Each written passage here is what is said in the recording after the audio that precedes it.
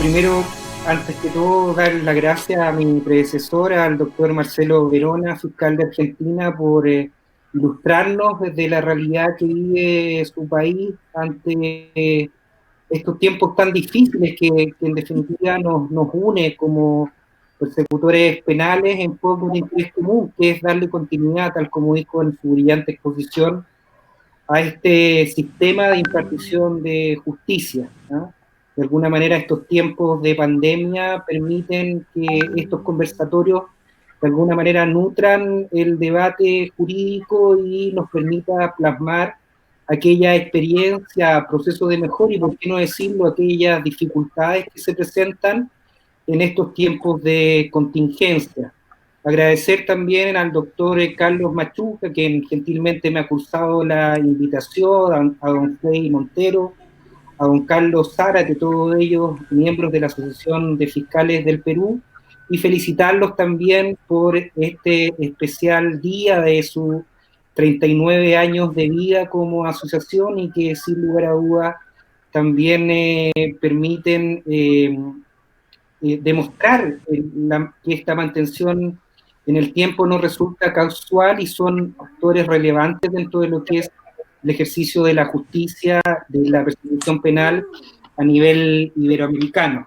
¿Ah? También saludar a mis colegas de Argentina, Perú, vi por ahí de Ecuador, México, que nos están acompañando, y algunos alumnos también que me han comentado que han aceptado la invitación y se encuentran ahí de incógnitos para de alguna manera escuchar estas palabras en relación a aquellos temas que nos convocan, y precisamente a propósito de esta situación que estamos viviendo, las maneras de ejercer, que es la invitación que me han cursado, de la litigación de manera virtual a propósito de los tiempos que estamos viviendo. Ya para un poco entrar al tema en relación a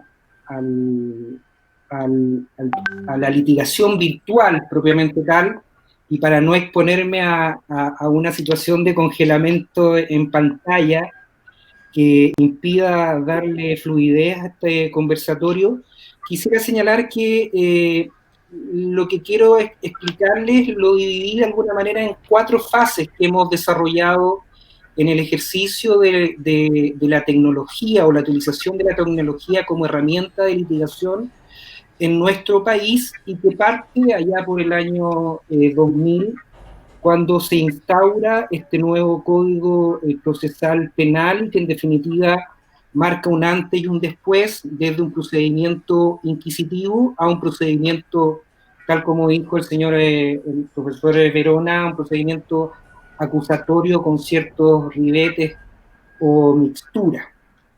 En ese sentido nos enfrentamos, a propósito del Código Procesal Penal chileno, a una serie de normas, principios que regulan tanto el proceso propiamente tal, que dividen en 3 grandes fases este proceso: una fase de investigación, una fase de preparación de juicio oral o depuración de pruebas, y finalmente una fase de juzgamiento por un tribunal completamente independiente. E incorpora también, a partir del año 2000, nuevos actores. Ya dejamos de enfocarnos en una justicia penal donde el juez jugaba una triple identidad y que en algunos casos ejercía la labor investigativa, luego pasando al plenario se le otorgaban ciertos roles de defensor de el acusado, imputado, procesado, y luego posteriormente tenía que decidir sobre la propia investigación que llevaba, pero también cautelando los derechos de aquella persona sujeta al proceso penal, y que se miraba más bien como un objeto más que una persona que está dotada de garantías y derechos ante lo que es la persecución y la acusación de carácter penal. Por lo tanto, ya nos pone desafíos esta fase 1, y para no decirle fase a propósito de cómo se han denominado las distintas procesos del desarrollo de las políticas públicas a propósito de la pandemia, le quise denominar una primera etapa.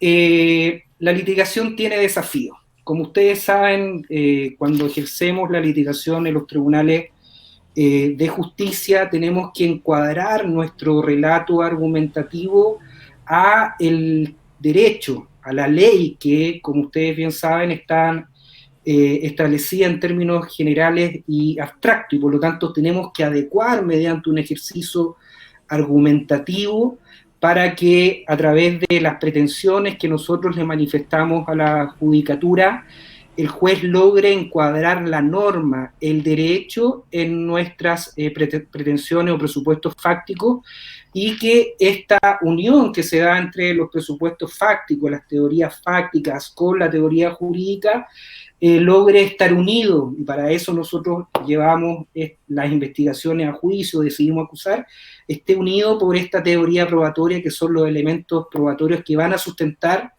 lo que nosotros queremos acreditar en determinado proceso.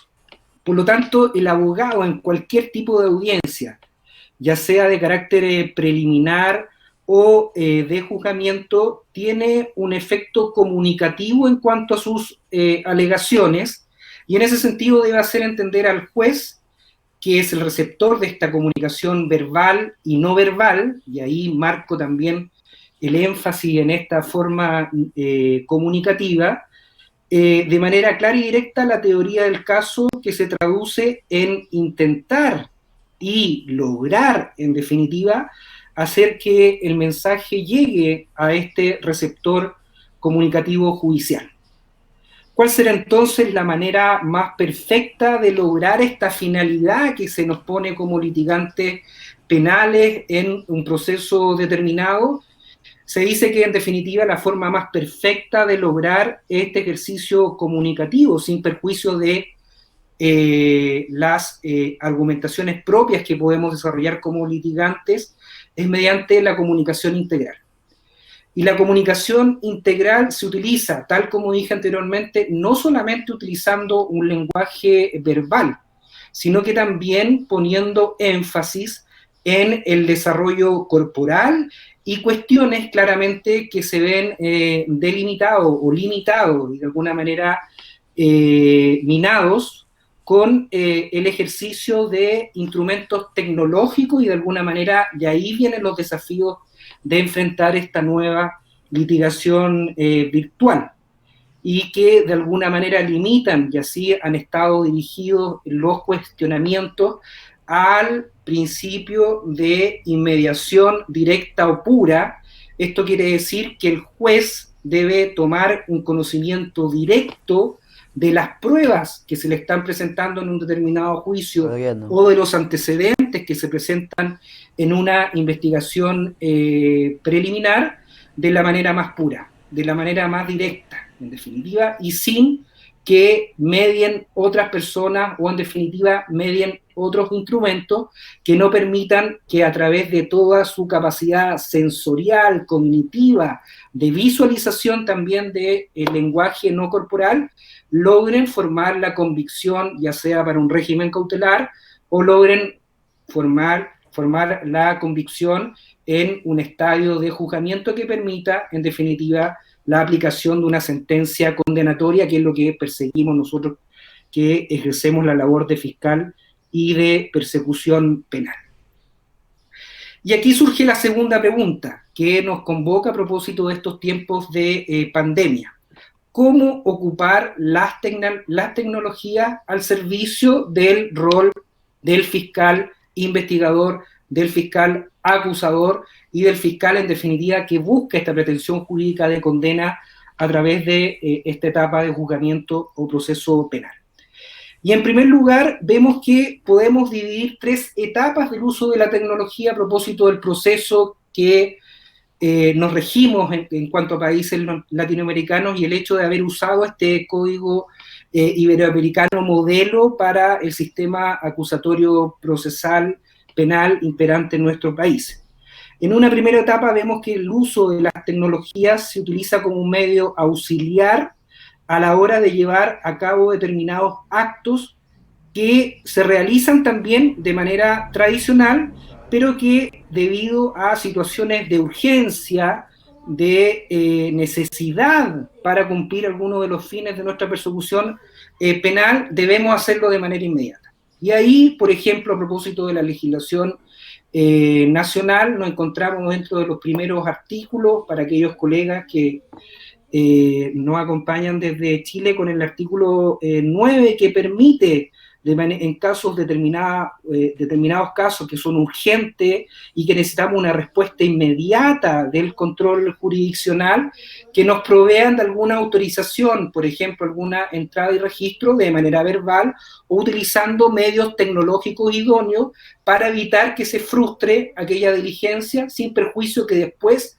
ocupemos algún mecanismo formal, escriturado o de comunicación más directa para protocolarizar esa determinada autorización y que nosotros le solicitamos al juez, en definitiva dejar constancia que el juez nos autorizó a través de un medio idóneo o algún medio rápido.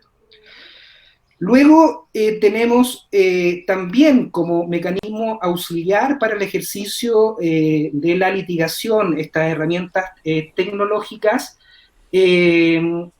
formas de ayudar al ejercicio del proceso penal. Y en ese sentido se permite como manera de fidelizar y de también otorgarle transparencia, publicidad y de llevar un registro de los procesos penales, salvaguardar y resguardar mediante sistemas tecnológicos, principalmente grabaciones en soporte audiovisual o en audio, aquellos registros que antiguamente en procesos antiguos se llevaban en material papel. Y eso permite también fidelizar a través de un soporte tecnológico, utilizar una herramienta tecnológica al servicio del ejercicio no solamente jurisdiccional, sino que también fidelizar el sistema a propósito de nuestras intervenciones en los tribunales de justicia. Y tenemos un desafío mucho más importante, y en ese sentido aquí va la discusión que me han invitado o me han convocado a desarrollar en este conversatorio, que es utilizar la tecnología en esta tercera etapa como una nueva forma de realización de actos procesales.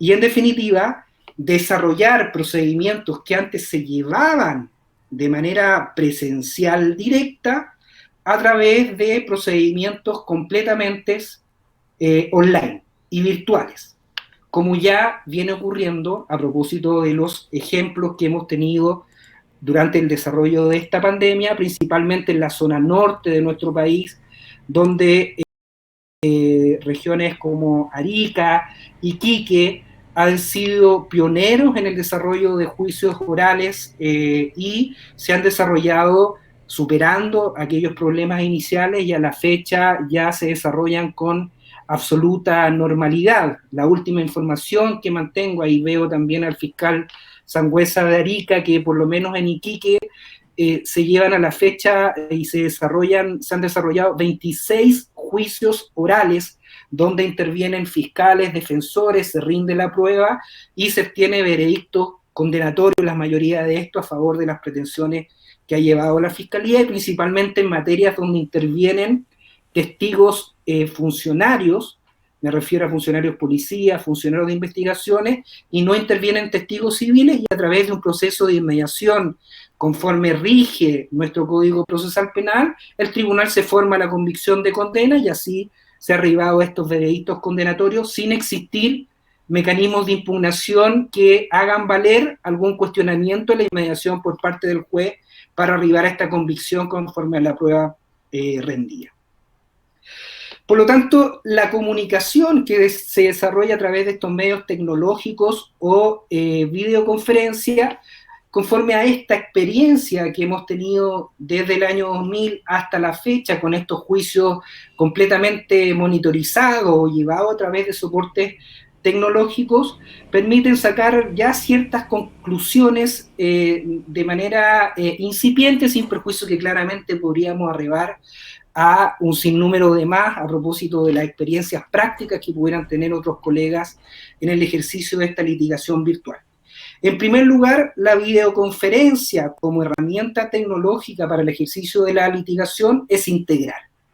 Nadie puede dudar que permite el envío, ya hemos visto al profesor Verona, de visualizar herramientas tecnológicas o soportes informáticos, programas como PowerPoint, presentaciones multimedia, sonido. Hace poco se llevó a cabo una audiencia preliminar de formalización de la investigación y garantías en relación a determinados funcionarios que habían disparado contra un grupo de personas, y se exhibió como elemento, como antecedente para acreditar la participación de estas personas, precisamente grabaciones que habían captado testigos del hecho a través de sus dispositivos móviles, y que fueron reproducidos a propósito de las diferentes plataformas que ya ha nombrado el profesor Verona, Zoom, Cisco y otras herramientas que ha puesto a disposición la judicatura, permiten al juez desde otro lugar distante visualizar este antecedente, y que permite en definitiva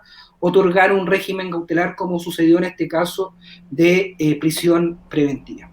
Una segunda característica de esta herramienta tecnológica, o ya entrando de plano al sistema de videoconferencia, aparte de ser integral, es interactiva. ¿Qué quiere decir esta interactividad? Que permite una comunicación bidireccional en todo momento entre el receptor comunicativo de la función adjudicataria, que es el juez o son los jueces, dependiendo si es un tribunal colegiado, y de la pretensión que tiene el fiscal como litigante a cargo de la investigación. Por lo tanto, permite llevar a cabo este cuadro comunicativo directo, que a través de la emisión del ejercicio argumentativo logre ser recepcionado en toda su dimensión comunicativa por el receptor adjudicatario, y en definitiva traducirse en una resolución que es favorable para las pretensiones del Ministerio Público. Y en tercer lugar, que ha sido alguna de las críticas que ha salido a colación a propósito de la utilización de la videoconferencia como herramienta de la litigación virtual, es que es sincrónica.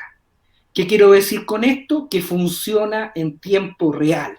Ya tenemos un ejemplo, tenemos colegas de Perú, ya dije, de connacionales de países centroamericanos y de países vecinos como Argentina, quienes están visualizando esta videoconferencia, pues se está transmitiendo en vivo, y por lo tanto no afecta la inmediación que ustedes pueden tener en relación al ejercicio comunicativo que estoy realizando a través de esta plataforma informática. De manera que permite no solamente una función interactiva con ustedes, sino que también permite unir a distintos puntos entre otros intercomunicadores, e incluso varios puntos a la vez, desarrollando, por ejemplo, conversaciones como la que estamos ejerciendo el día de hoy.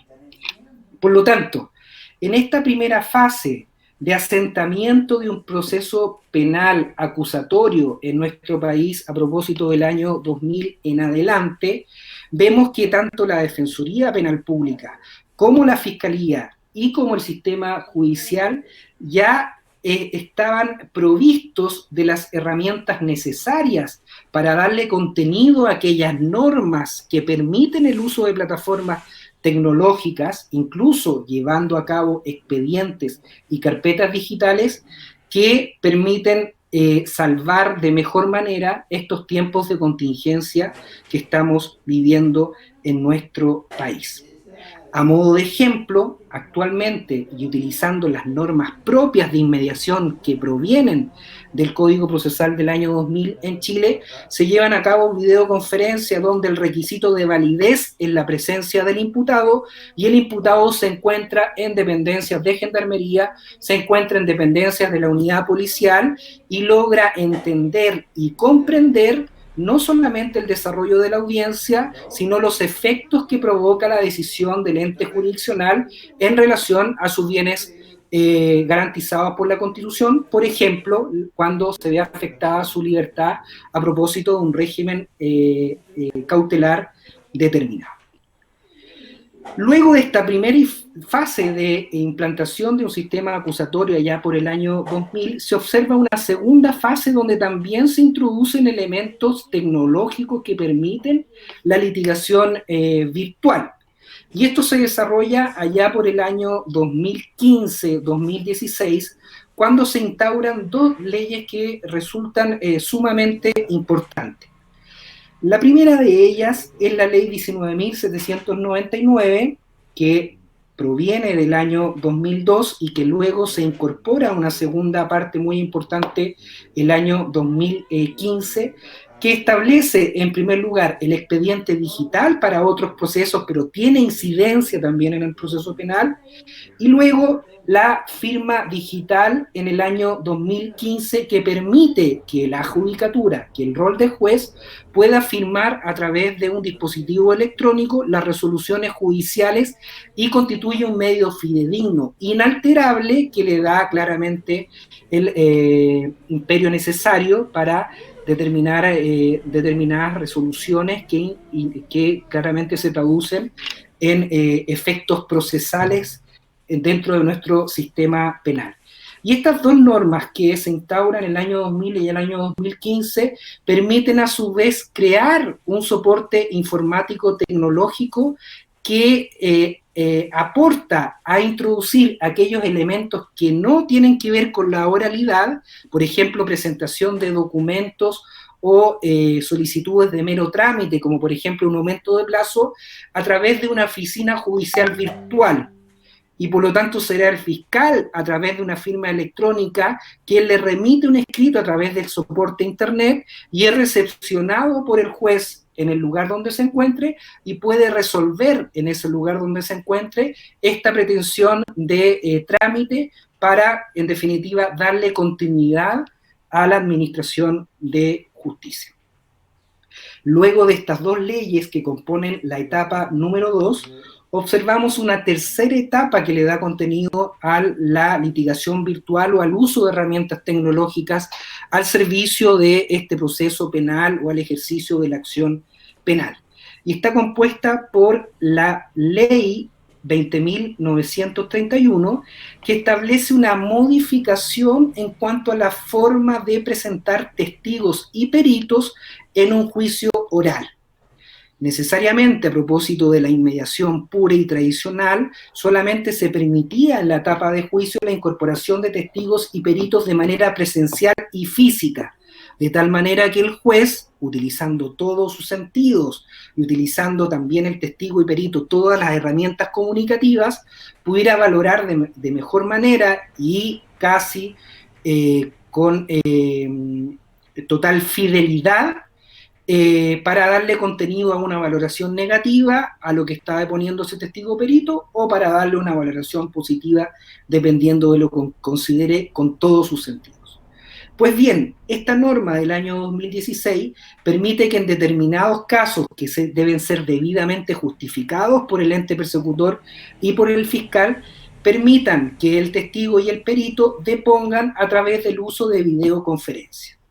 ¿Qué es lo que dijo en su oportunidad la Defensoría Penal Pública como legítimo contradictor del proceso penal que impera en nuestro país?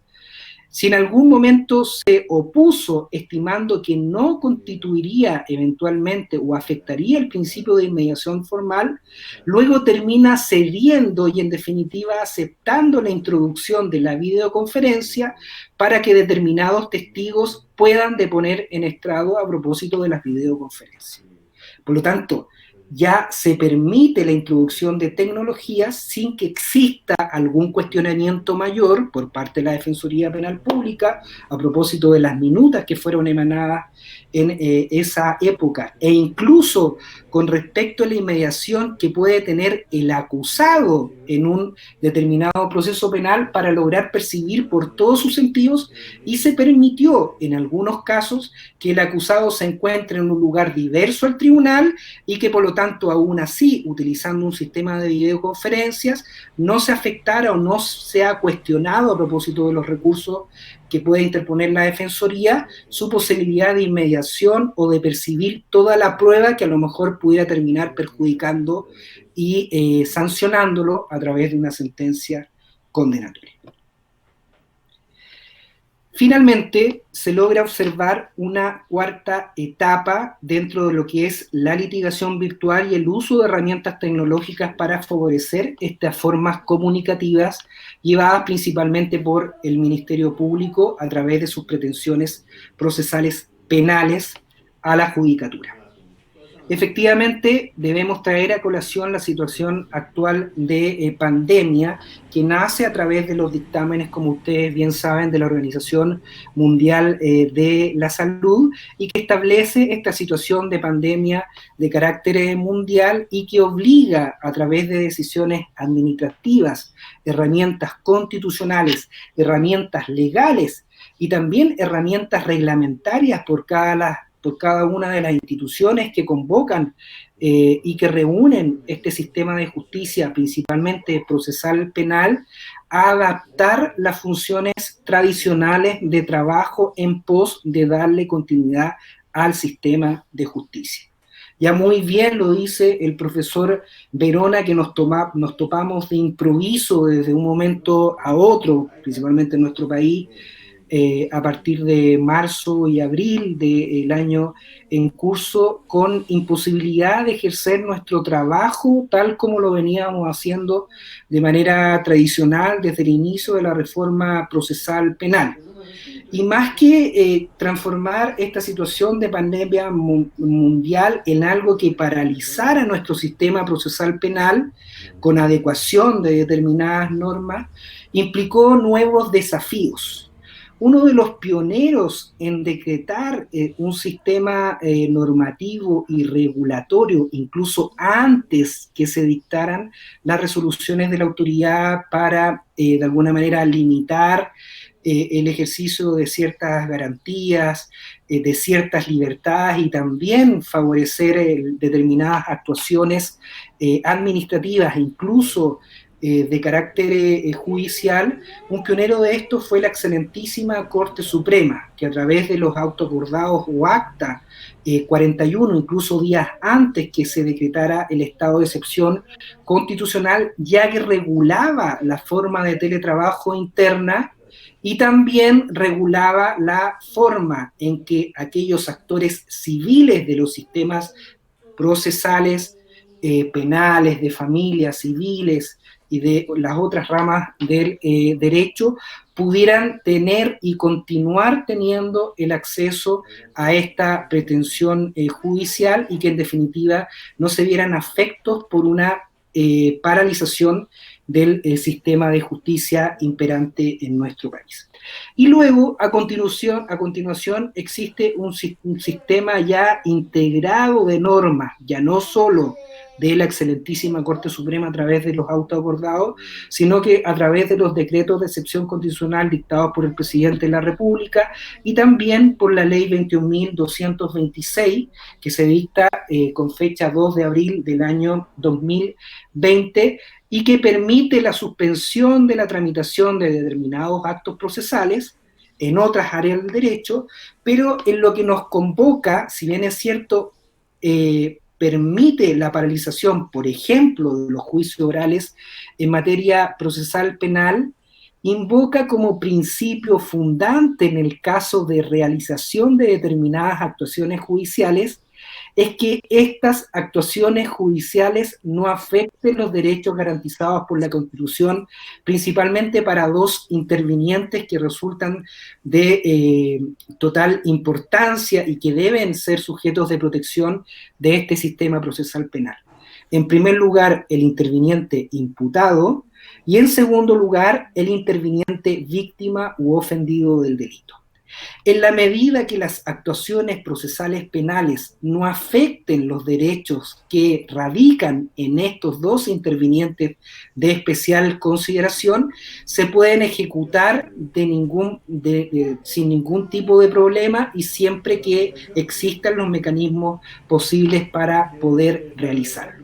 Y es ahí que llegamos a ejemplos como los que se están realizando en la zona norte y ahora se están realizando en la zona de la capital de nuestro país, es en Santiago, con respecto a la realización de juicios orales con testigos que son institucionales, policía de investigaciones o carabineros, y que en definitiva no provocan mayor afectación a víctimas civiles de estos delitos, porque en definitiva estamos pensando en delitos de tráfico ilícito de estupefacientes, donde la víctima es la sociedad toda, pero tampoco afectan, sino que también benefician los derechos constitucionalmente protegidos y las garantías constitucionalmente protegidas del interviniente afectado por el proceso penal, cuál es el imputado.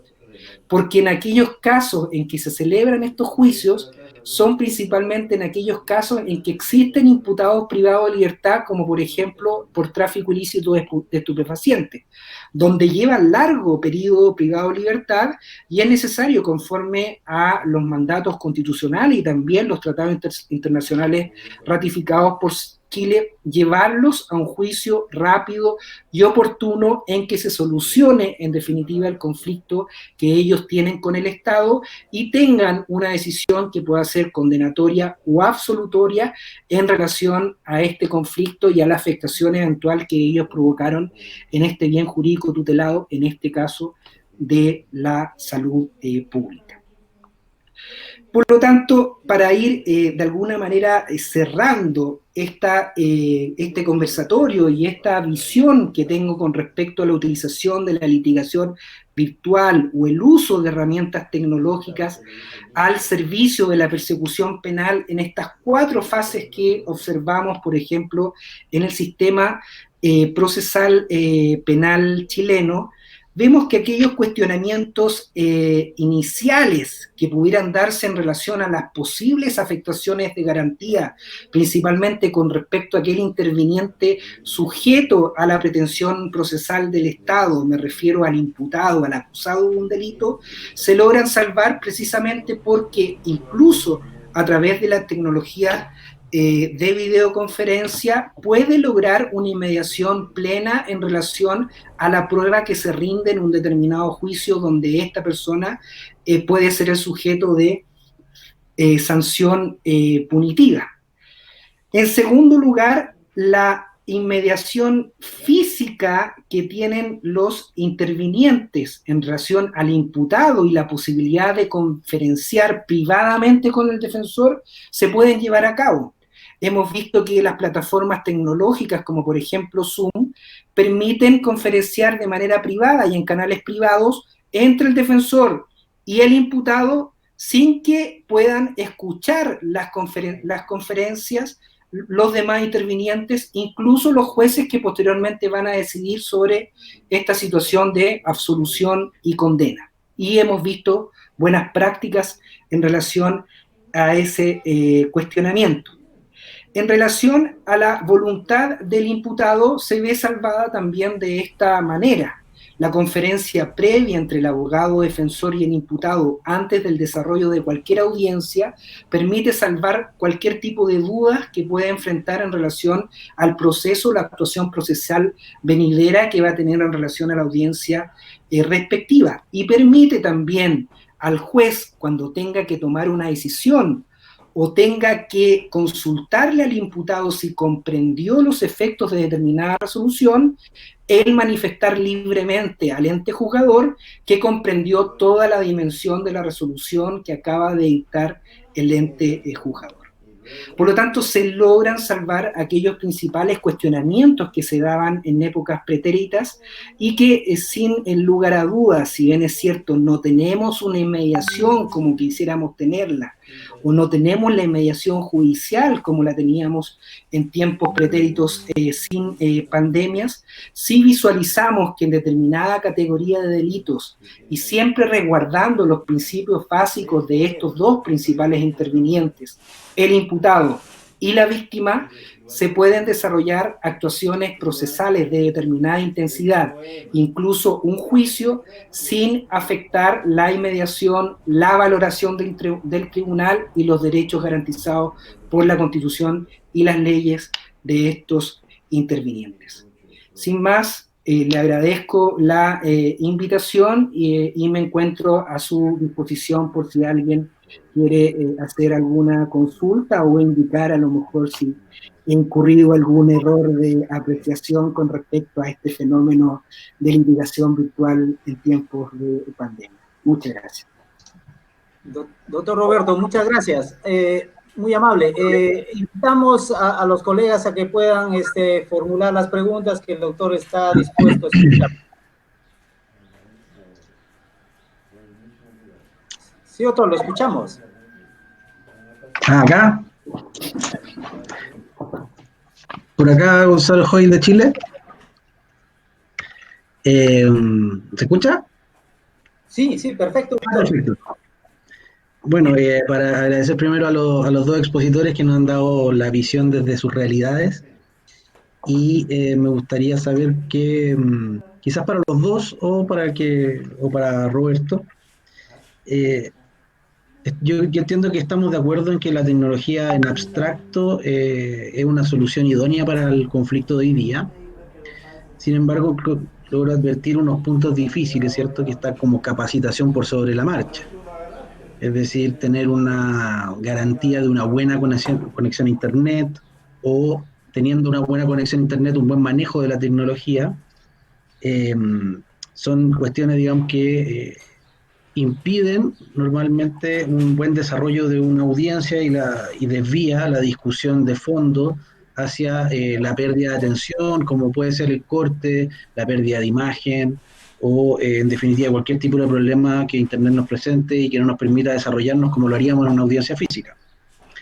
En ese sentido, entonces, si bien nuevamente en abstracto existe la posibilidad de comunicación, como decía Roberto Contreras, ¿cierto? En los chats internos, que permitirían un flujo de comunicación entre el imputado y el defensor, me parece que en muchos casos las realidades, ¿cierto?, de los imputados que no tienen altos niveles de educación tienen grandes y graves problemas para poder comunicarse. Y si ya lo ves manifiesto eso en una situación presencial, de poder identificar aquello que le quiere uno decir, ya sea como defensor o incluso testigo, ¿cierto?, con menor capacidad o menor educación y por lo tanto mayores dificultades de poder comunicar lo que quiere hacerlo, esta plataforma muchas veces vuelve impracticable que se comunique aquello que se necesita para efectos de la adecuada realización de la audiencia. Entonces, así como hemos visto que es una buena opción y en el fondo hay que seguir adelante con la administración de justicia, también se ven problemas que son actuales, que son contingentes y que son reales. Y por eso entonces ahí la pregunta, eh, ¿qué soluciones se han dado, si es que conocen o proponen, ¿cierto?, para efectos de aquellos casos en que se corta la comunicación, se parte la audiencia de nuevo, se reprograma, se posterga, eh, cómo se garantiza en el fondo la continuidad que también es propia, al menos en el sistema chileno, de una audiencia como una garantía, ¿cierto?, de que aquello que se está planteando va a ser resuelto en esa misma audiencia. Pueden pasar estos problemas de comunicación, entonces me gustaría saber un poco cómo piensan que se podría resolver. Que recoja el guante el que quiera. No sé si Yo no, Doctor Roberto, el doctor y Verona, también yo lo también, convocamos también al doctor Marcelo, si todavía está por ahí, que cualquiera de los dos colegas nos puedan absolver, pero en este momento creo que el doctor Roberto va a poder absolvernos esa consulta. Doctor Roberto.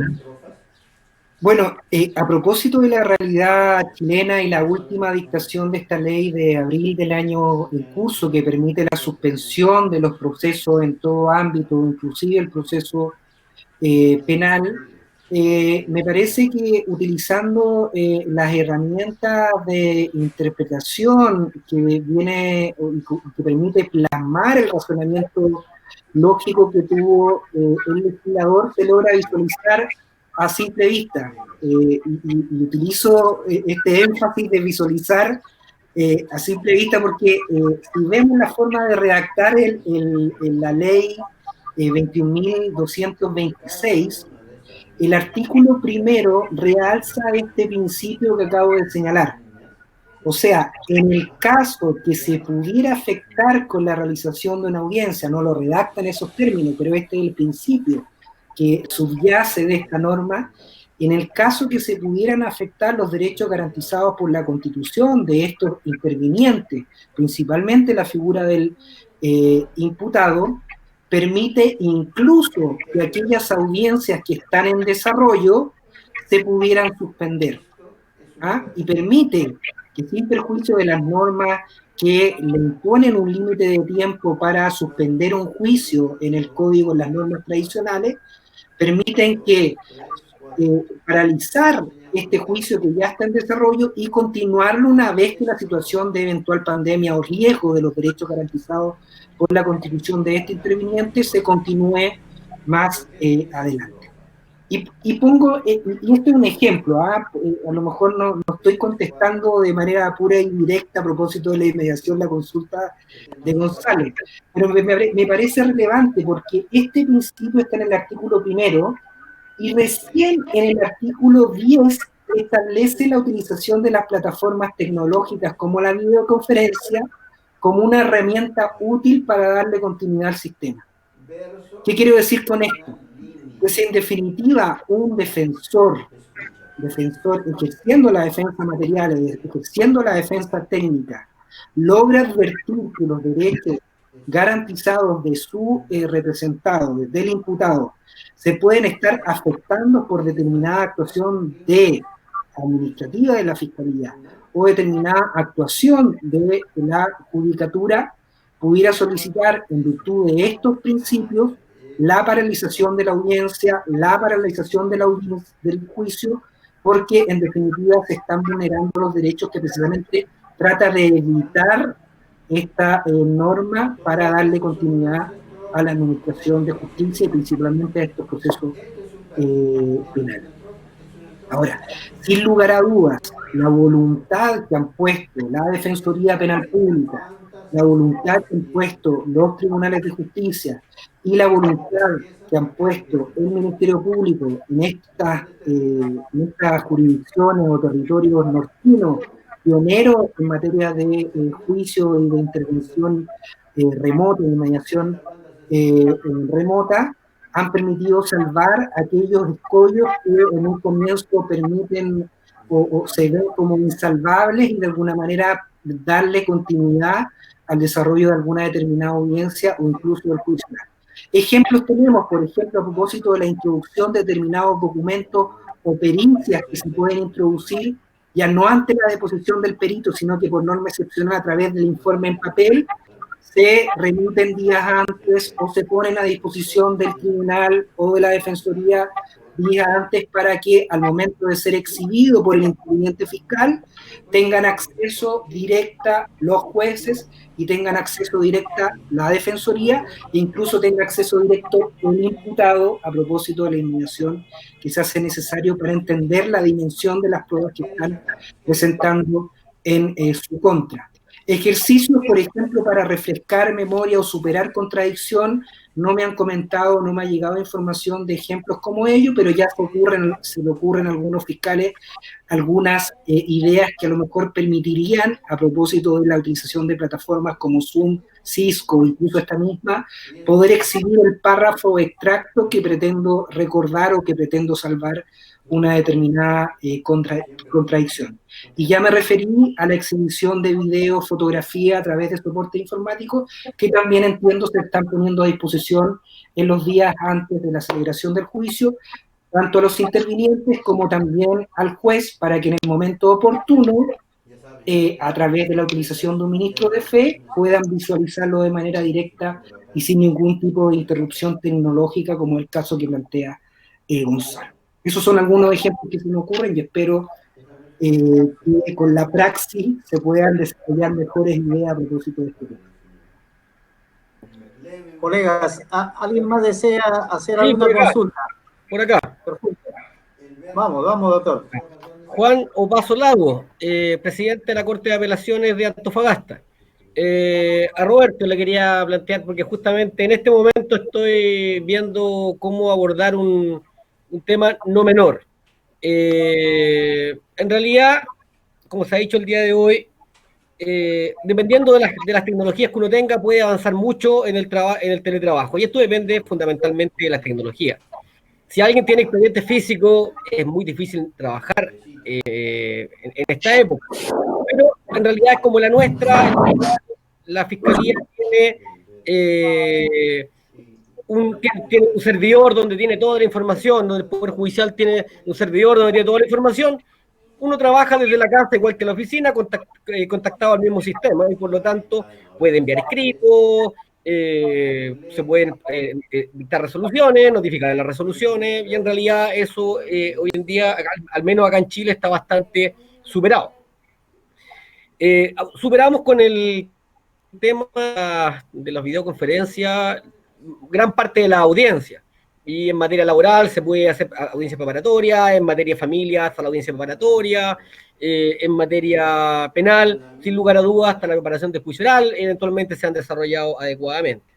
Pero hay un tema en el cual parece que han avanzado algo, y por eso me interesa recopilar ideas, y va a ir para allá va la consulta, es los juicios orales, no solo penal, también laboral y también en familia, que en realidad uno está supeditado a la existencia fundamentalmente de testigos, no todos institucionales, por lo general hay víctimas, salvo en tráfico u otro tipo de delitos en el que se vulneran bienes jurídicos más globales, como el porte de armas o el tráfico. Pero se requiere la presencia de personas. Acaban de dictar una instrucción hoy día a la Corte Suprema en la cual ordena a las Cortes avanzar en la realización de audiencias, y lo cual, en definitiva, realizar aquellas audiencias en las cuales no se requiere presencia de terceros, o sea, hasta el imputado. Y esas se pueden realizar claramente por videoconferencia. Pero, y ahí donde está el punto, los tribunales orales y lo penal en general no están tomando audiencia el día de hoy, y es un punto que tiene bastante preocupado al Poder Judicial. ¿Cómo poder avanzar en llevar a cabo audiencia de juicio oral sin afectar el principio de inmediación? Y que no está solo en ver al testigo declarando. ¿Por qué? Que si el testigo está en su casa, ¿quién nos asegura que en definitiva el testigo no tenga todos los elementos puestos delante suyo para los de poder ir en definitiva contando algo que no se acuerda, sino contando algo que tiene por escrito? ¿Cómo podemos asegurar la fiabilidad de la declaración de la persona que va a fundar una sentencia condenatoria? Los funcionarios policiales pueden declarar de la comisaría, pero podrían declarar leyendo el parte policial. Esto nos podría llevar a pensar que a la Fiscalía quizás le convendría llevar el juicio oral de esta forma, lo que se contradice, por ejemplo, que en esta jurisdicción la Fiscalía no estaba de acuerdo en llevar a cabo juicios orales por las complicaciones que tiene para trabajar con los testigos, los testigos, inclusive policía. Para la Defensoría, en definitiva, el alegar esta falta de inmediación, creo que ha sido una buena estrategia, toda vez que en definitiva lo que han hecho es después discutir la privación de libertad y dejar que los imputados se encuentren en libertad esperando el juicio oral. Pero ya el sistema nos está exigiendo avanzar en esto viene para largo. ¿Cómo poder superar la afectación al principio de la inmediación para poder salvaguardar que el testigo efectivamente nos está aportando un elemento del que se acuerda y no nos está aportando un elemento del cual le están diciendo que diga o le están mostrando que diga, para asegurar que la sentencia que se dicte sea justa? Si un carabinero solo me va a relatar un parte policial en orden a cuándo encontró la droga, en realidad quizás no es tan complejo.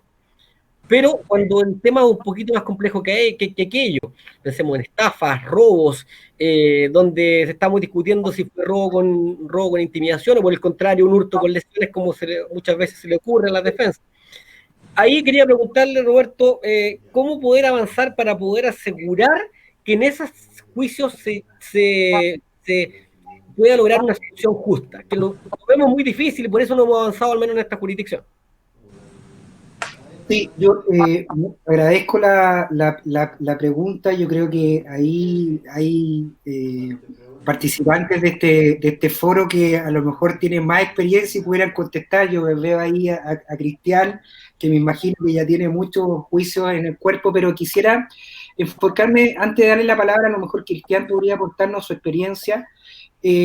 Hay un caso reciente que me parece que es la causa RIT 45-2020 del Tribunal Oral de Valparaíso, donde precisamente cuando el Tribunal Oral en la Penal se vio enfrentado a un juicio donde no era pura prueba funcionaria, no era pura prueba policial, sino que intervenían testigos civiles, víctimas, testigos en relación, me parece que era un delito de robo con intimidación y violencia, hizo una delimitación en cuanto a la posibilidad de inmediación.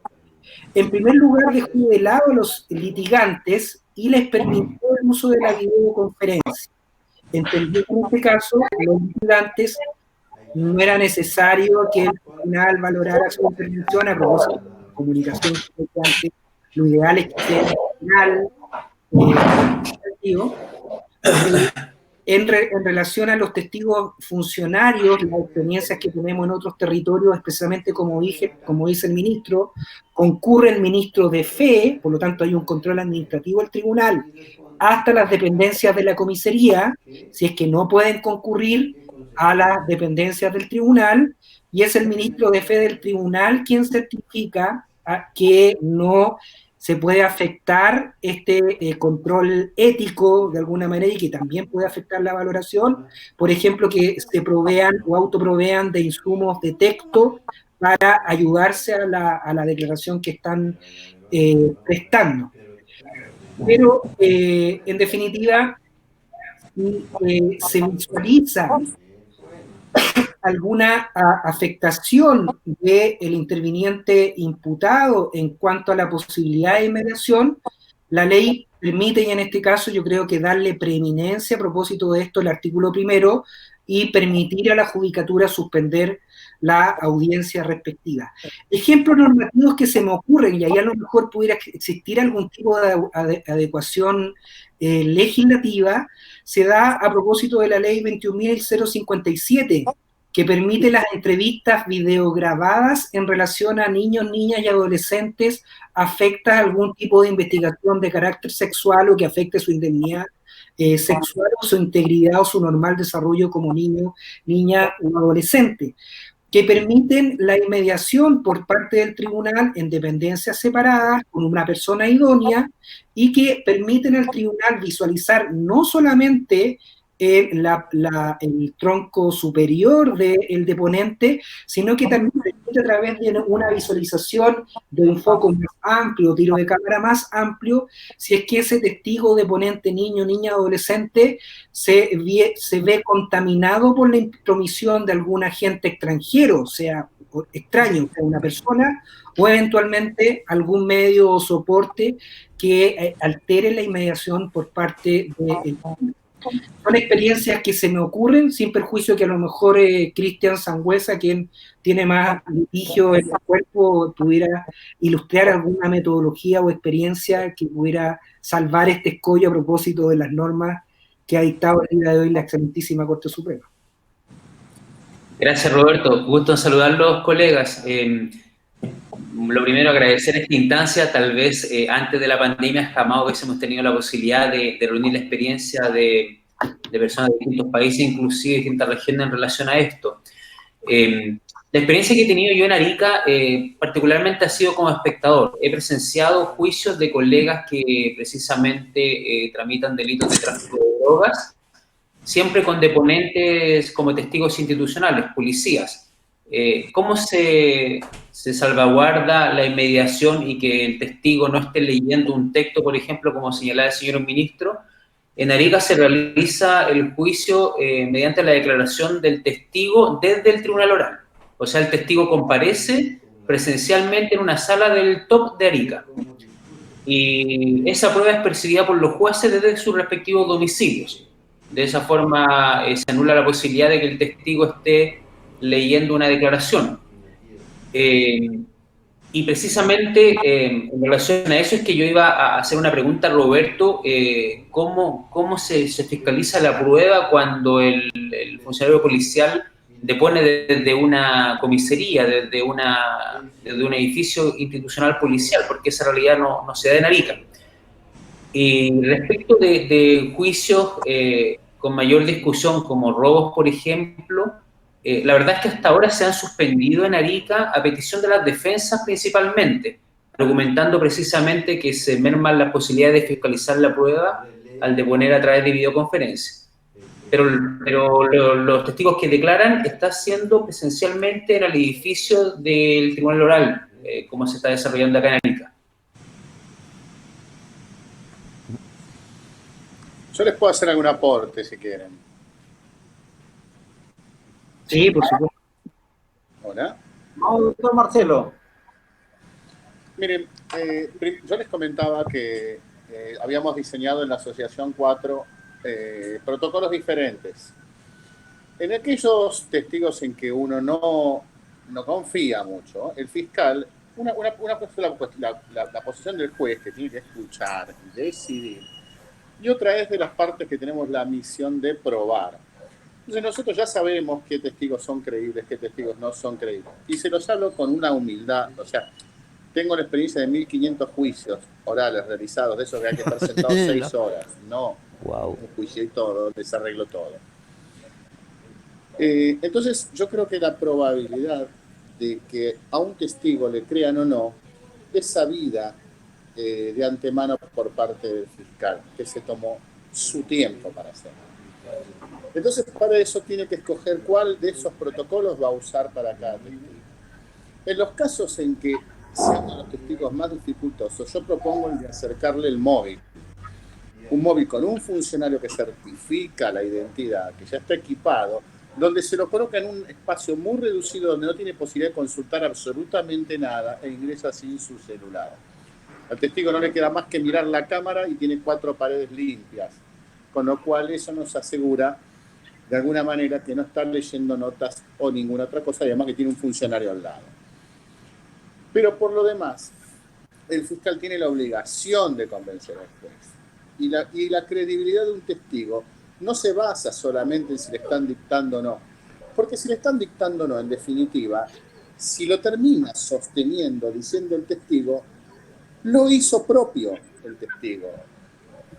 Con lo cual, hay distintas técnicas y apreciaciones para saber o decirle al juez por qué tiene que creerle o no a uno. La primera es el análisis crítico de contenido, que es toda una técnica derivada de la psicología. El segundo es si el relato es minucioso o es un relato lineal. Quien viene a mentir hace un relato lineal por miedo a exponerse a datos que pueden ser confrontados.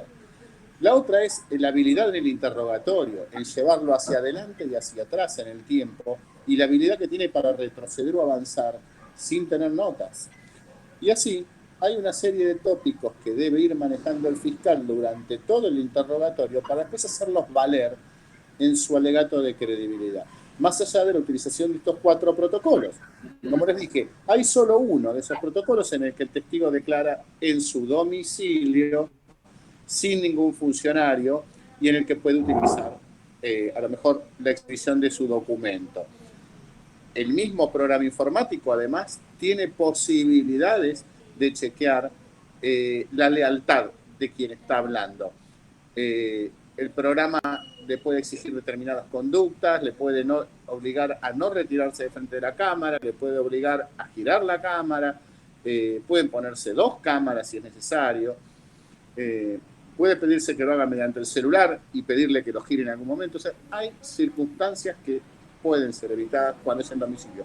Y en las otras 3 hipótesis siempre hay alguien que certifica y acompaña al testigo, con lo cual, si nosotros creemos que el concepto de audiencia es justamente escuchar, no es necesario que sea presencial. La audiencia es poderlo escuchar nada más, mientras podamos tener todas esas apreciaciones de la inmediación. Yo creo que son todas salvables las hipótesis que se plantean. Es verdad que no se aprecian algunos lujos que tenemos en presencia, como por ejemplo ver algunos gestos menores de la persona, eso es cierto, pero tampoco son muy utilizables a la hora de decidir sobre la credibilidad de un testigo o no. Casi siempre todos los indicios de credibilidad se basan en el análisis minucioso de lo que dice la persona y de cómo lo dice. Es mi pequeño aporte. Gracias. Sí, yo solo para de alguna manera reafirmar lo que dice el doctor Verona, si observamos la forma en que el tribunal valora últimamente estos juicios de tráfico ilícito de estupefacientes en nuestro territorio nacional, no existe ninguna diferencia con la valoración de la prueba que existía antes de la deposición de estos testigos por videoconferencia. O sea, en definitiva, ocupa las mismas fórmulas de razonamiento lógico que se establecían en los considerandos donde valoraba la prueba con la presencia física del deponente, y en estos casos cuando deponen a través del sistema de videoconferencia es la misma fórmula de valoración, la misma forma de reacción, en definitiva no le da un contenido valórico adicional o de carga de fundamentación, porque se ve de alguna manera interrumpida o afectada la inmediación por parte del juez a propósito de la deposición del testigo. No hace ningún tipo de consideración o énfasis especial a estas resoluciones que un sistema de presencia física material que en relación a un sistema de utilización de soporte como la videoconferencia. Por lo tanto, ahí también vemos que no hay diferencia entre un caso u otro antes de la utilización de videoconferencia y luego a propósito de la utilización de esta herramienta tecnológica.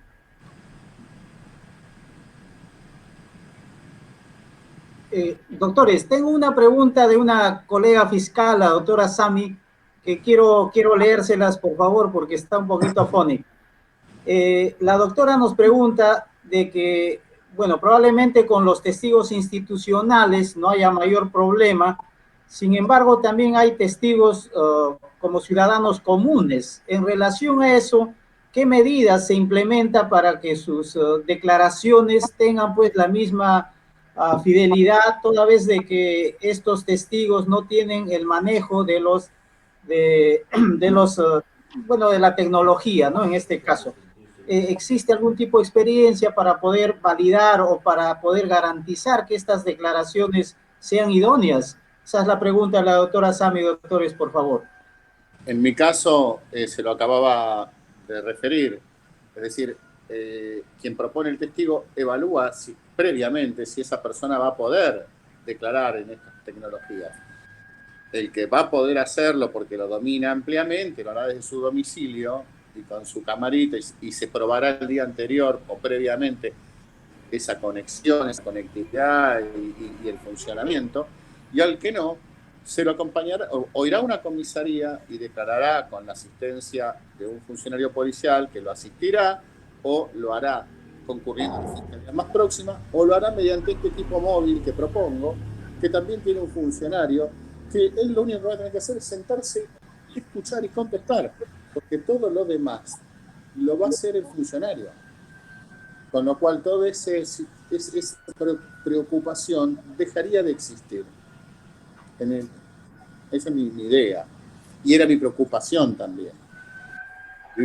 Convengamos que en las situaciones de barrios de emergencia hay gente que no cuenta con la tecnología y no está acostumbrada, es cierto, por eso se diseña este equipo móvil para que no necesite de nada. No son la mayoría de los casos. Va a demandar que los fiscales elijan mejor la cantidad de testigos y qué testigos, es correcto, pero también es cierto que sí hay que sacarlo adelante. Perfecto. ¿Alguna otra participación de los colegas?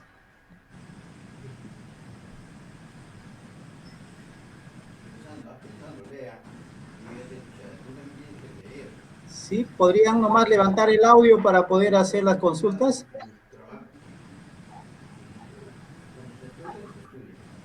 Sí, una consulta para Roberto. En relación a los juicios que están desarrollando en Santiago, en aquella modalidad, si estoy equivocado me corrige por favor, en aquella modalidad en que los funcionarios policiales declaran desde la unidad policial y no del tribunal, ¿cómo se verifica la identidad? ¿Cómo se asegura precisamente que no ocurra lo que anunciaba el ministro, de que el testigo pudiese tener un estímulo externo en su declaración? Gracias por la pregunta, Cristian. Hay dos experiencias. Una experiencia es que como son testigos institucionales, en definitiva, fuera de la carga legal de comparecer a los actos del procedimiento que tiene cualquier ciudadano de la República, ellos tienen una carga adicional por ser funcionarios públicos, claramente facilita la labor de el traslado de estos testigos institucionales a dependencias de los tribunales. Por otra parte, los tribunales habilitan salas especiales para deposición de estos testigos institucionales, tomando los resguardos necesarios para evitar contagio y la salud también de los funcionarios del tribunal. Y la otra experiencia, que es la que he recabado de la zona norte, es que coincide, tiene que ver con el acta 53 de la excelentísima Corte Suprema y también la ley de suspensión de audiencias, que señala que no solamente el Ministerio Público debe proveer los medios necesarios para la prueba que sustenta, sino que también el Poder Judicial, a través de la Corporación Administrativa, deberá otorgar, y es, me parece que es un vocablo imperativo, los medios necesarios para salvar o sortear los impedimentos tecnológicos de la celebración de determinada audiencia. ¿Y qué es lo que ha hecho el tribunal? Se traslada un ministro de fe administrativo del tribunal respectivo del juicio oral en lo penal hasta las dependencias de la comisaría, con todos los resguardos necesarios para cautelar su salud y evitar las posibilidades de contacto al mínimo, y es en ese lugar donde el funcionario institucional le confirma su identidad. Ese ministro de fe le comunica al tribunal de que está confirmada su identidad, da fe de eso, y además da fe de que su deposición, su relato, no está intervenido por los elementos extraños o externos que pudieran afectar la valoración del tribunal y la inmediación del tribunal a través de este soporte de videoconferencia. Son esas dos las experiencias que he recopilado. Entiendo los planteamientos que ustedes formulan a propósito de los testigos civiles o víctimas del delito. Entiendo que ahí la dificultad está mayor, porque claramente un testigo que se ve, si bien es cierto, tiene una carga procesal de concurrir a los actos del procedimiento, si bien es cierto, las resoluciones del Estado permiten sortear a través de un permiso especial la concurrencia a actos de procedimiento de tribunales, claramente, si es que ponemos en colisión el resguardo de la salud de ese interviniente civil en relación a la correcta o a la continuidad del servicio de la administración de justicia, todas las normas administrativas y legales realzan este principio de dotar de protección a todos los derechos garantizados a ese interviniente civil y por lo tanto debería estar justificada su inasistencia a los actos del procedimiento en relación a esta víctima y testigo civil que no comparece, por ejemplo, a una audiencia de juicio oral en lo penal. Y ahí entrará la voluntad de las partes, entrará la posibilidad de lo que dice el doctor Verona, de convencimiento por parte fiscal, de procurar los mecanismos necesarios por parte de la Fiscalía a través de las unidades de atención de víctimas y testigos, de contactarse con el tribunal para que a través de este mandato de también otorgar los medios necesarios pudiera apoyarnos a través de soportes tecnológicos por la Corporación de Asistencia, Corporación Administrativa del Poder Judicial, y en definitiva darle un contenido práctico a estas normas, a estos principios que están establecidos en la Ley de Suspensión de Audiencia y también en las actas emanadas por la excelentísima Corte Suprema a propósito de esta situación de pandemia.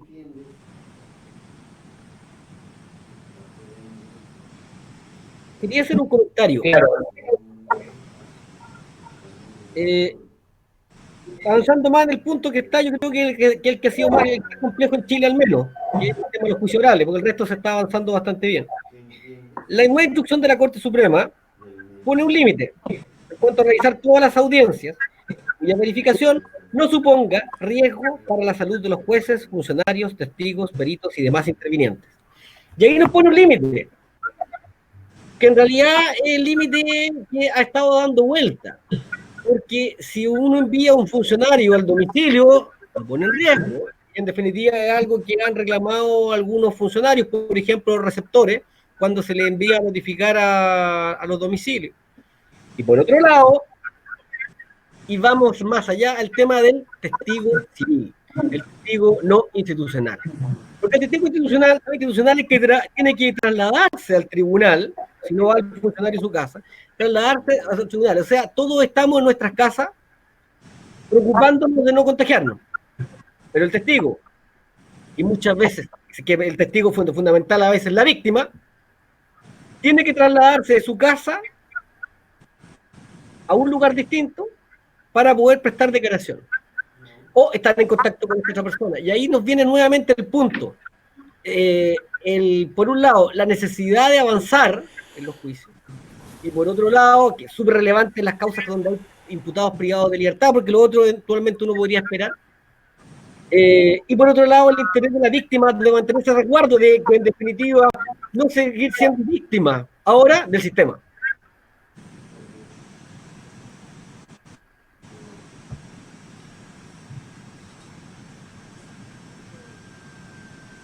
Yo no sé si el doctor Verona quisiera responder, porque yo en realidad no quiero tomar este conversatorio, sino que también... Nosotros no tenemos ningún inconveniente en armar un equipo que se arriesgue a acercarse al domicilio de la víctima con el equipo móvil, porque lo dotamos de todos los medios de seguridad y de protección adecuados.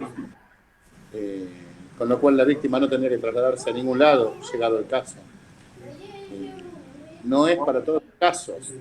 Usted será consciente que esto no ocurre todos los días. Un testigo tan vital, tan importante, que además no contenga los medios a disposición.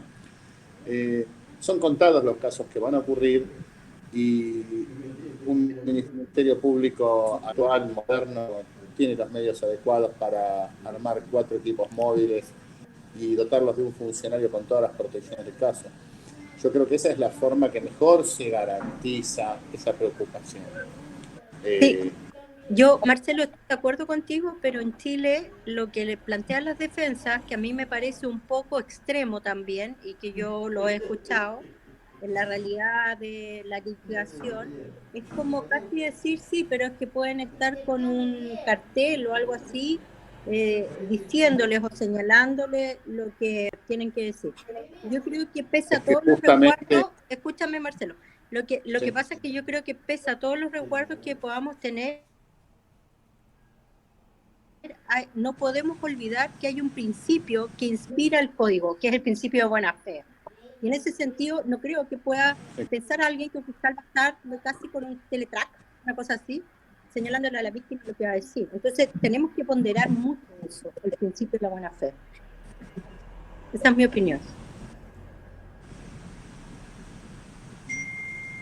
No sé qué piensas tú, Marcelo. No, es que yo creo que en esta modalidad que yo propongo, se sortea eso, porque la persona declara dentro de un vehículo donde no hay absolutamente nada más que una cámara y un funcionario público que le está certificando que no hay nada que le diga.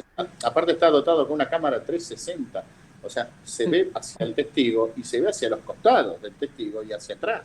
O sea, es imposible. O sea, yo digo sí, se pierden cosas, pero no esa. Se pierde a lo mejor un frase mínimo, un gesto. No es lo mismo una videoconferencia, todos lo sabemos.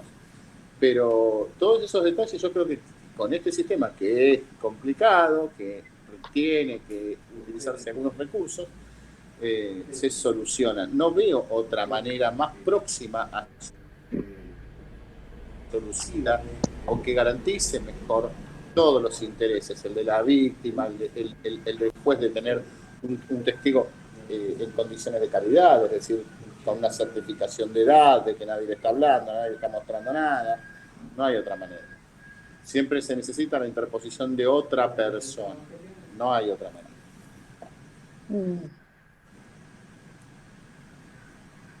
Claro, si me permiten, yo creo que claro, como señala Roberto, en el caso de la declaración de un testigo institucional de la unidad policial, no hay afectación de garantías para la defensa. No es muy distinta esa realidad a la declaración que comúnmente ocurre desde otra ciudad en el caso de funcionarios policiales que son trasladados, que tienen un impedimento geográfico para venir presencialmente al tribunal oral a declarar, en la medida que el ministro de jefe del tribunal se traslade a esa unidad a domicilio.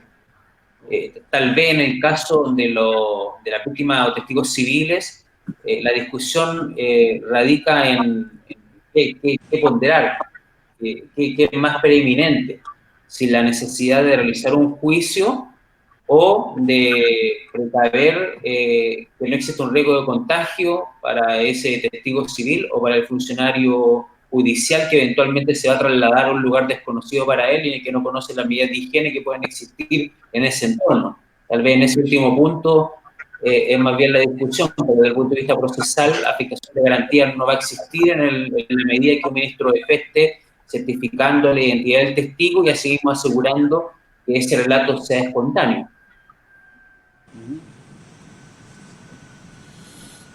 Sí, sí, coincido. Sí. Vamos, bueno, yo por mi parte, la verdad es que pensé que en esos países como en Argentina o Chile habían superado esos problemas de las declaraciones espontáneas, pero sin embargo veo que todavía hay problemas. Pensé que solo era problema de Perú. La verdad me encuentro bastante sorprendido porque son, creo, culturas un poco más prácticas en relación a ustedes. ¿Por qué razón tienen todavía estos cuestionamientos ustedes, por favor? No, yo no creo que nosotros no tenemos ese problema. De hecho, creo que en Chile tampoco, o sea, problema. De hecho, se hacen juicios todos los días. O sea, no es un problema. No, sí, el problema se presenta el día de hoy con esto de hacerlo por un sistema técnico como Zoom, una plataforma distinta. O sea, el día de hoy, como te comentaba, se está avanzando. Roberto me puede ayudar en eso, en los juicios orales en que damos carabineros o funcionarios de la PDI. Pero sí se ha cuestionado más el avance en torno a cuando tengamos, en los casos de víctimas, cuando además tengamos víctimas civiles directas más encima, más aún. Entonces, eso es lo que se está planteando, cómo acredita, no obstante, estas nuevas plataformas, un juicio oral a través de un civil, a través de una declaración por video, de ya sea por la plataforma Zoom o cualquier otra. Ese es el tema, yo creo que se está planteando hoy día en atención justamente a que la defensa plantea que efectivamente no se dan totalmente las garantías de un debido proceso, por la inmediación, por el que no estén inducidas o de alguna forma que no se pueda enterar en forma directa de la versión, hacer contrainterrogatorio y que debería la solución de condena o absolución sea con la garantía de un debido proceso. Yo creo que ahí, y esto es mi postura, que debemos estar un poco al principio, no un poco, bastante al principio, bueno, uno de los principios inspiradores de la reforma constitucional, y con sí ciertos resguardos que podrán tenerse, que sea con un ministro de fe, no sé, pero sí creo que podemos avanzar el día de mañana en eso. Hay otros protocolos alternativos que estamos trabajando que se basan en inteligencia artificial, en el reconocimiento facial y en las huellas digitales. Es decir, hoy los celulares con los que se puede mantener la comunicación y la videoconferencia tienen lectores de huella. Hoy un simple programa como puede ser Google Fotos o Facebook tienen reconocimiento facial, programas caseros. Hay un montón de herramientas e instrumentos que, tomados desde el inicio de la investigación, por supuesto, pueden utilizarse para la certificación de la identidad, además del documento personal. Son herramientas de apoyo. No hay nada que certifique la identidad como el documento, que es el instrumento privilegiado por la ley. Pero bueno, no hemos considerado, yo por lo menos, no es necesario llegar a un gasto de manera, desarrollar ese tipo de aplicaciones dentro de los programas cuando no se da la necesidad o se supera con la creación del móvil. Pero hay desarrollo. Bien, colegas, si todavía... Muy buena idea la del móvil, quería comentar, muy buena idea, pero claramente para muchos juicios es como no viable.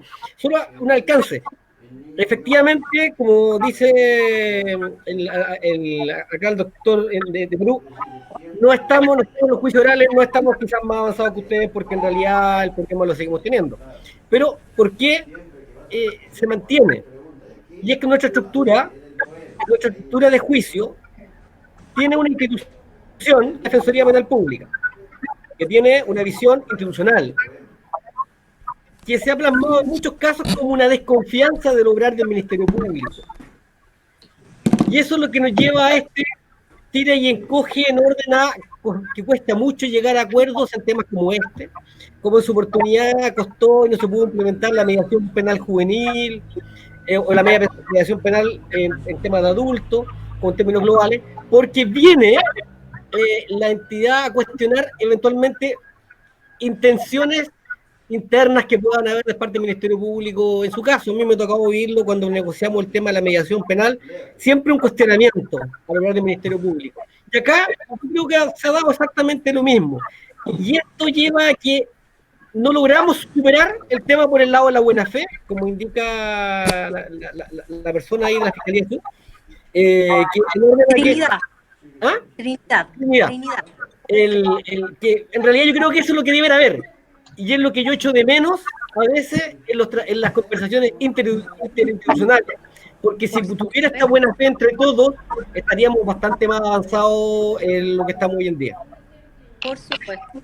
Echa de menos. Yo concuerdo con el afán colaborativo que tienen que tener las instituciones para salvar esta situación que estamos viviendo. Si en definitiva continuamos con esta lógica adversarial, contradictoria en la cual ejercemos la litigación, y no permitimos instancias de trabajo en conjunto, que permitan salvar aquellos escollos que se están presentando en el ejercicio práctico del derecho, yo creo que no vamos a llegar a ningún resultado. Y es precisamente a lo que hay que instar intervinientes como actores del sistema para efectos de que estas situaciones de índole práctico se puedan subsanar en el más breve plazo, y precisamente para resguardar las garantías de todos los intervinientes, como dije anteriormente. A mí se me cortó un poco lo que dijo el Juan Opaso. Se me cortó un poco y no entendí, pero me pareció escuchar que hay desconfianza en el Ministerio Público. La Defensoría plasma siempre en la conversación una desconfianza en orden a la objetividad que pueda tener o no. No sé si en otras regiones han tenido una experiencia distinta. Con Roberto hemos trabajado juntos y por lo tanto tenemos experiencias buenas similares, pero viene esta desconfianza, esto del ente público, porque hay una institución distinta, que es la Defensoría, que tiene planteamientos propios, contrarios al Ministerio Público. Entonces acá hay una institución, una institucionalidad que es la que toma las decisiones, una institucionalidad la que decide si acepta o no acepta.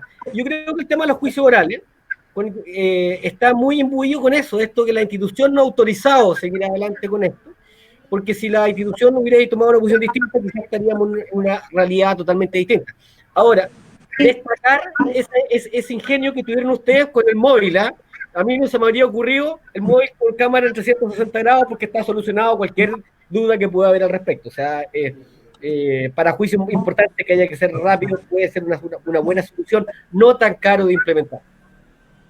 Súper bueno, Marcelo. Está claro, Marcelo, que esto va más allá de las relaciones del día a día que se forman entre fiscales y defensores, incluso que alcanzan los tribunales de determinada jurisdicción, donde tú los conoces y vas formando opiniones respecto al trabajo que realiza cada uno. Como dice el ministro, esto va más allá de las personas, es un tema institucional, el cual yo no comparto, por cierto, porque creo que en su mayoría y en general los fiscales actuamos de buena fe, ejercemos un rol, por cierto, pero claro, más allá de eso no.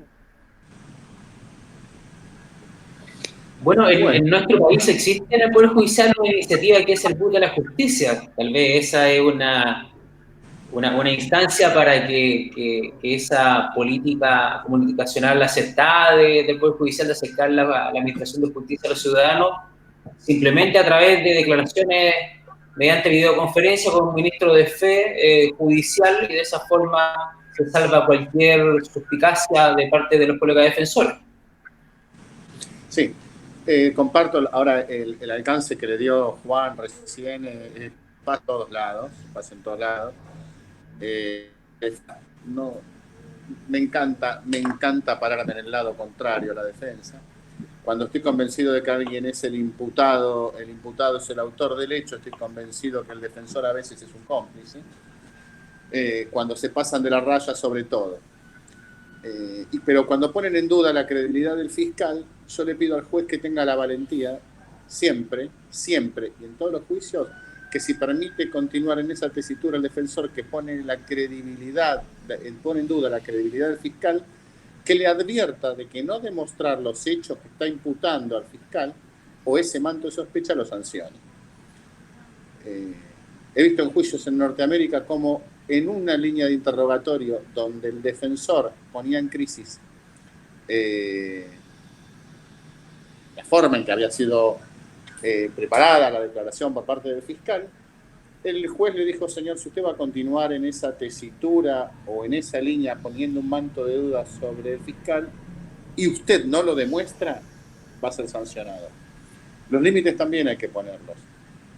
Las defensas han avanzado, y sobre todo la defensa pública, ha avanzado en una forma tan acérrima, sobre todo en Latinoamérica, tan aguerrida, tan posicionada en que tienen que defender que el Estado es un opresor, que los funcionarios policiales son todos delincuentes, que los fiscales no tenemos objetividad, poniendo en duda absolutamente todo lo sistémico de manera gratuita. Se tiene que acabar.